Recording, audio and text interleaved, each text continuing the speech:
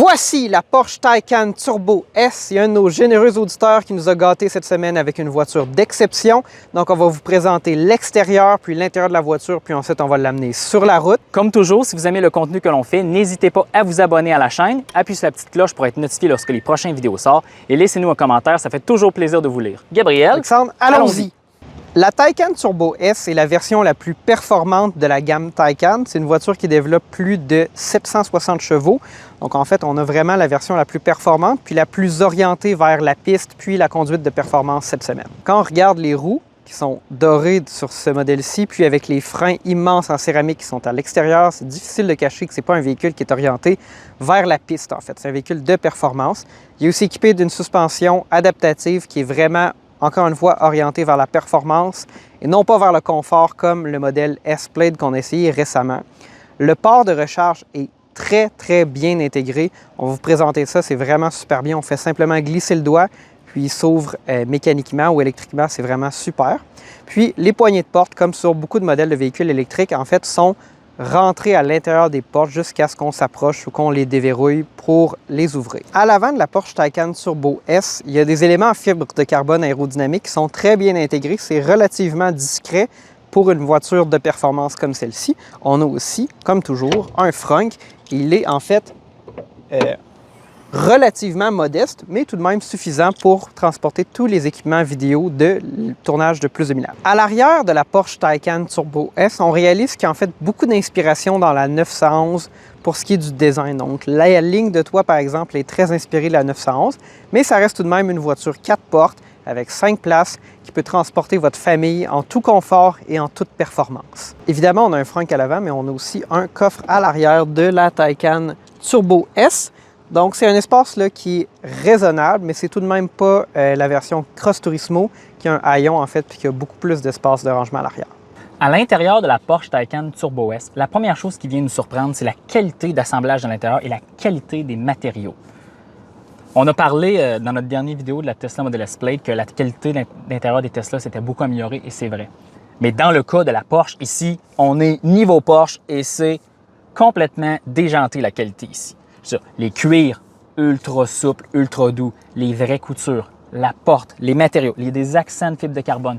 Même, patente zébus, qu'on aime dire, la pédale, son pied qui la relie au pivot pour actionner le système de servo-frein, est en fibre de carbone un peu comme une pièce qu'on verrait sur une Formule 1. Super de belles touches, probablement pour sauver quelques grammes sur une voiture de 2475 kg. Mais bon, continuons.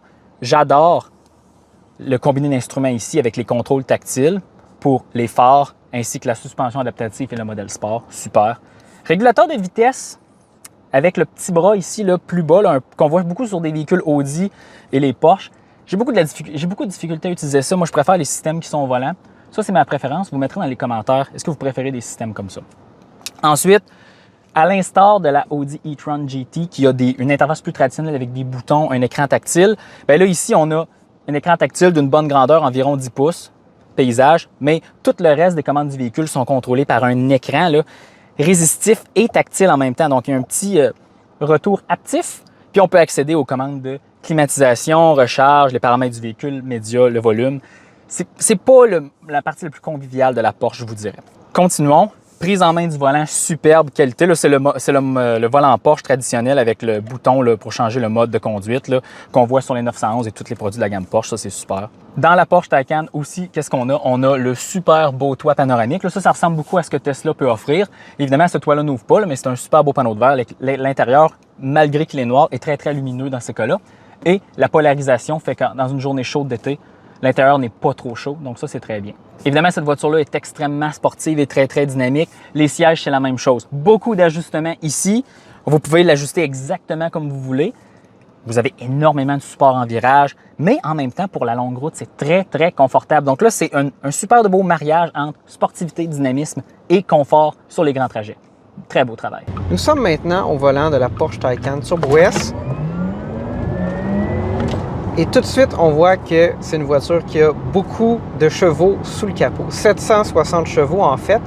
Ce qui est vraiment surprenant en fait en cas de forte accélération, c'est que cette voiture-là, elle a une transmission à 2 vitesses. Donc en fait, on sent le changement de vitesse. C'est la première fois que je conduis un véhicule électrique où on sent le changement de vitesse.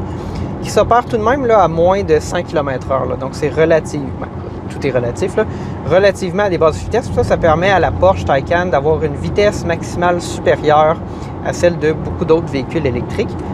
Parce qu'en fait, généralement, il y a une seule vitesse, puis ça ne permet pas d'aller jusqu'à des vitesses très très élevées parce que le moteur tourne à trop haut régime.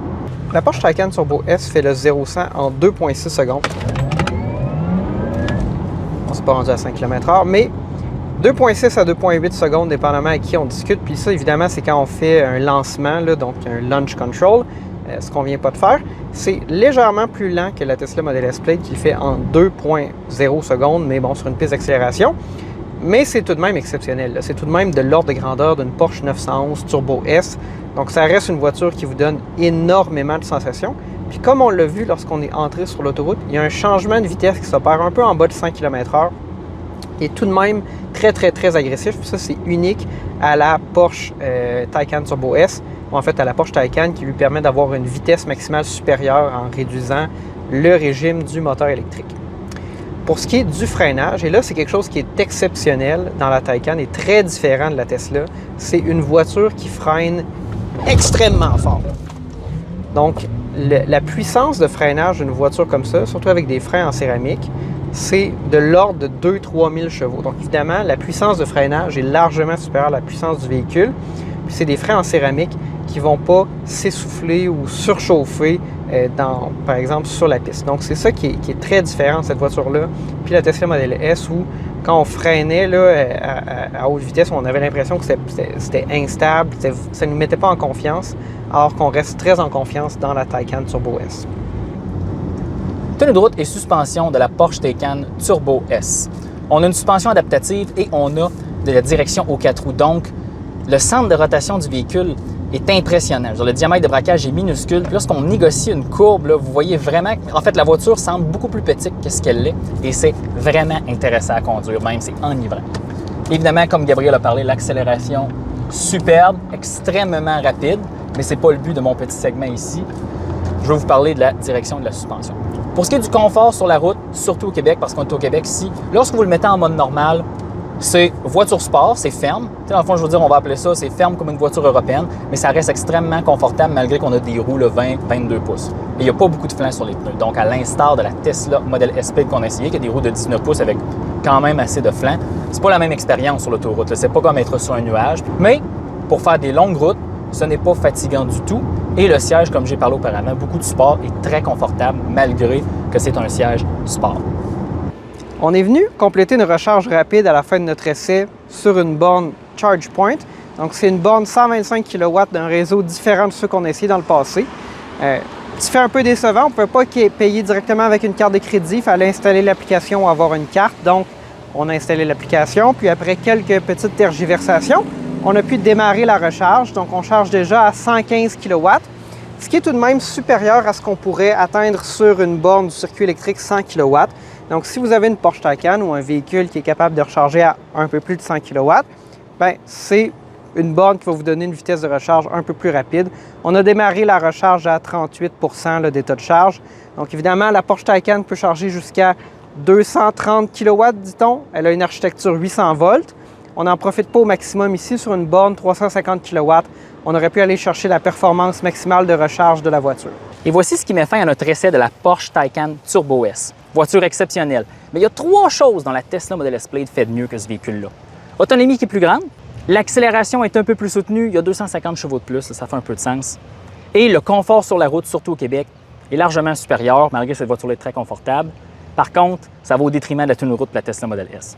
Effectivement. La Taycan Turbo S, c'est une voiture qui est beaucoup plus dynamique. Puis on a parlé de la Tesla Model S Plaid, mais la réalité, c'est que la Taycan Turbo S fait tout de manière excellente. La qualité est excellente, incroyable, bien mieux qu'une Tesla Model S Plaid. Puis sur tous les autres aspects, même le confort, même avec des roues de 21 pouces et des pneus très agressifs, cette voiture-là, elle est très civilisée sur la route. Donc la réalité, c'est que c'est une voiture qui fait bien dans tout, qui est excellente, qui est beaucoup plus engagée, qui est beaucoup plus orientée vers la conduite sportive, qu'on peut amener sur la piste. Il y a des freins en céramique qui ne vont pas s'essouffler après quelques arrêts. Donc, c'est vraiment une voiture qui est orientée vers la personne qui veut aller sur la piste, qui veut profiter de la performance, puis aller beaucoup plus loin dans sa conduite sportive. Donc, on se dit, Alexandre, à la prochaine. Qu'est-ce que tu fais, Gab? Je cherche le turbo. Mais Gab, il n'y a pas de turbo sur voiture électrique. Avec une Porsche Taycan Turbo S.